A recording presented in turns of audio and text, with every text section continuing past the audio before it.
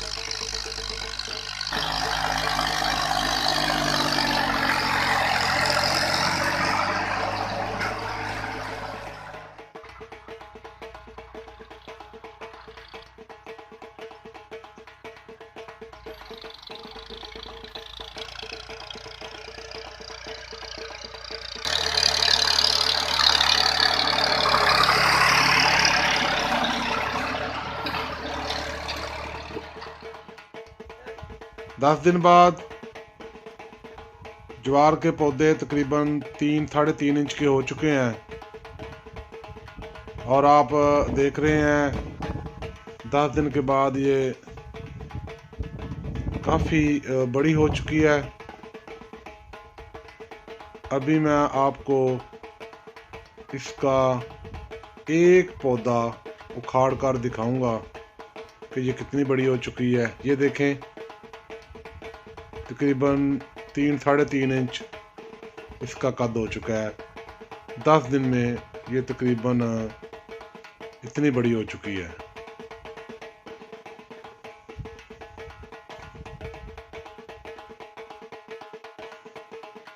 सताईस दिन के बाद की फसल आप देख रहे हैं। सेम जगह पे कैमरा लगाया है। ये देखें आप, कितनी बड़ी हो चुकी है ज्वार की फसल। और वो सामने देखें, बच्चे ज्वार में घूम रहे हैं, पतंगे पकड़ रहे हैं। 34 दिन के बाद का खूबसूरत और दिल आवेज नज़ारा।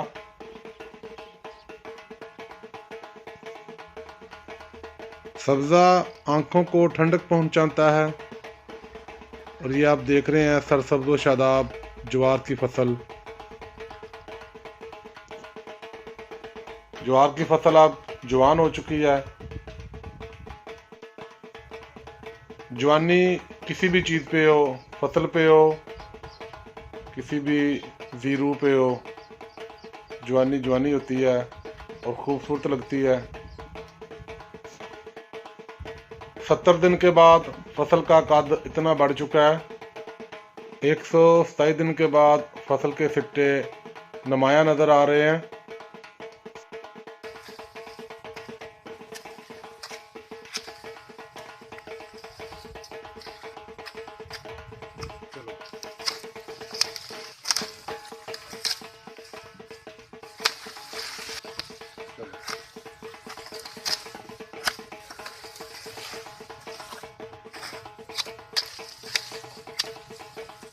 अस्सलामुअलैकुम दोस्तों, ये आप देख रहे हैं ज्वार की कटाई हो रही है। तो काटा जा रहा है जानवरों के लिए।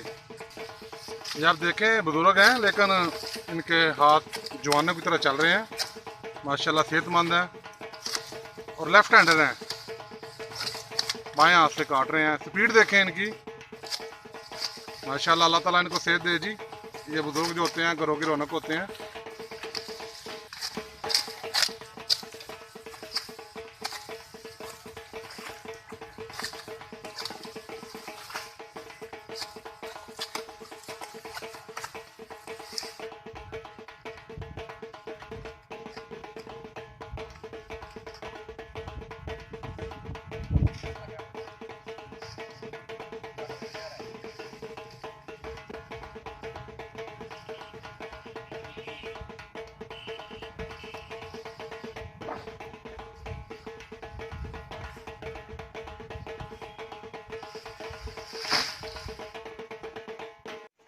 जानवरों के लिए चारा ले जाया जा रहा है।